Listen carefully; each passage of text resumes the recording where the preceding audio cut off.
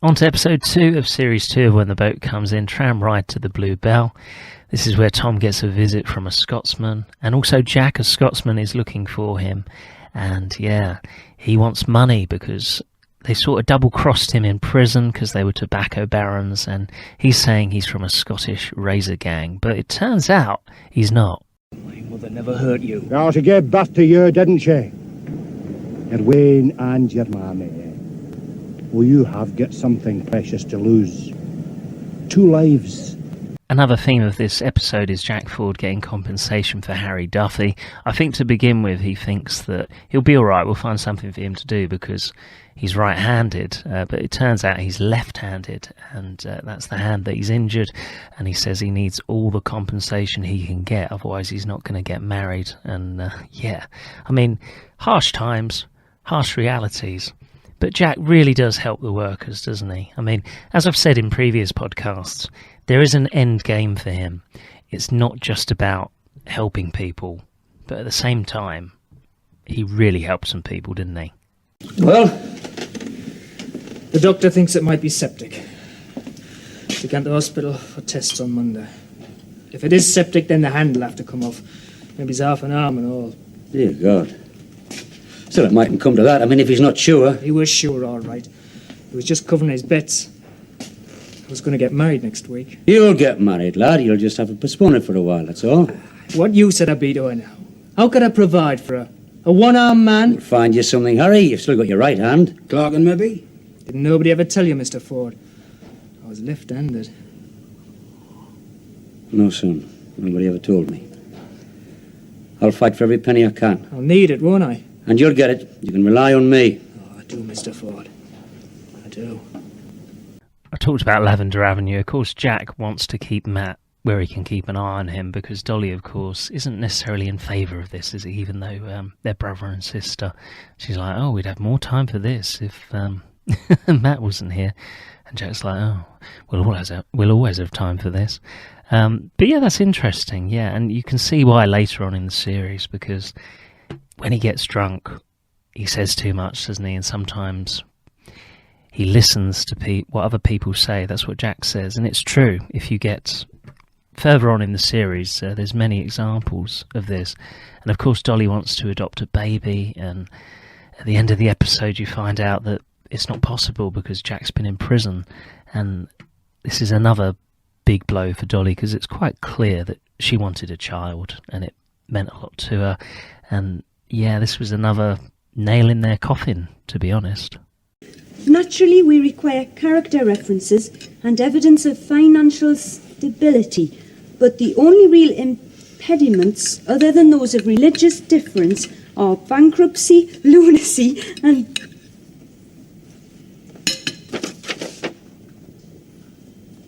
Bankruptcy, lunacy and imprisonment, none of which I feel sure can apply to you. We'll never get a bed now. We'll find another way. Oh, be honest, Jack, there isn't another way. You went to prison, man. I know it was to help a widow on her bed, but you still went insane. 28 days. A debt to society, they said, and I thought I'd pay it. And once you start paying out, folks always come back for more. Till you make them stop. There's a funny scene between Matt and Jack in the pub where Matt says about if we're going to belt somebody, we better do it where nobody can see us, and Jack laughs. I mean, I love that scene. They had a great relationship, didn't they, Matt and Jack? You could see they were great pals.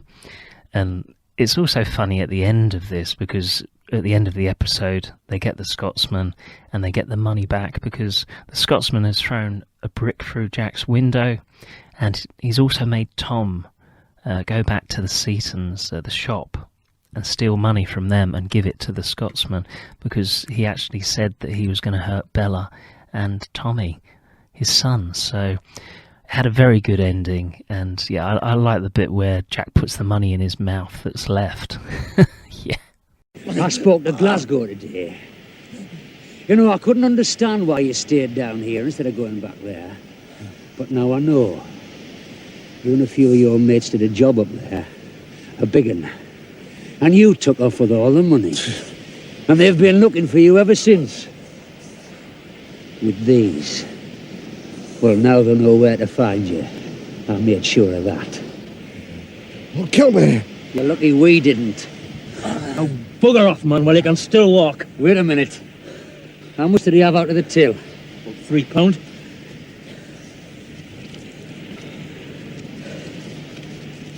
Well, that's 4. Ta. And that'll pay for my window. Now, bugger off. I would also say episode 2 of When the Boat Comes In, the second series, has probably the funniest ending, which we're going to see next. Because Matt really wasn't in favour of doing this, because he basically says that we didn't need to, but you wanted to. And Jack made him believe that there was no other way, but Jack was just like, well, it's just a fight. You know, and it's a brilliant ending to this one.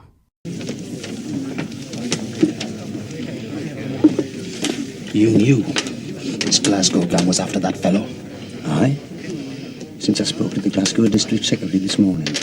He knows a lot of funny fellas up there. And some of them have been looking for McNeil for weeks. Well, now they know where to find him. So we didn't have to fight at all, did we? A threat would have been enough. Him and his mates deserve more than threats. They got it. But you had no right to risk it, Jack. You could have got hurt. Any of us could. I'm talking about you. If things had gone wrong, you could have been slashed or lost your job. Chance I had to take. That's what I thought, no, but I was wrong. Hell, man, you wanted this fight. When I thought there wasn't another way. But there was, and you knew there was. You had no right to do it, Jack. No right. Our Dolly relies on you. Harry Duffy, and hell of a lot like them. I have to wrap myself up in cotton wool now, have I? Yes, Jack, you have. As long as Fort needs you. Matt, it was just a fight.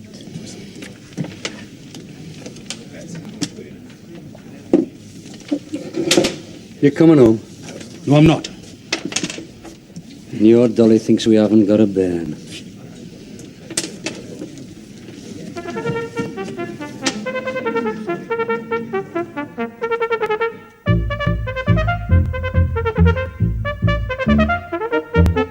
Dance to the daddy, sing to the mommy, dance to the daddy, to the mommy, sing.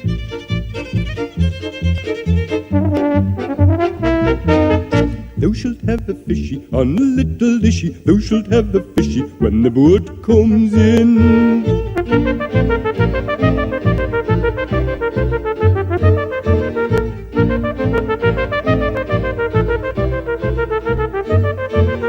Thou shalt have a fishy on a little dishy, thou shalt have a haddock when the boat comes in. Thou shalt have a fishy on a little dishy, thou shalt have a bloater when the boat comes in. Thou shalt have a fishy on a little dishy, thou shalt have a mackerel when the boat comes in. Thou shalt have a fishy on a little dishy, thou shalt have a salmon when the boat comes in.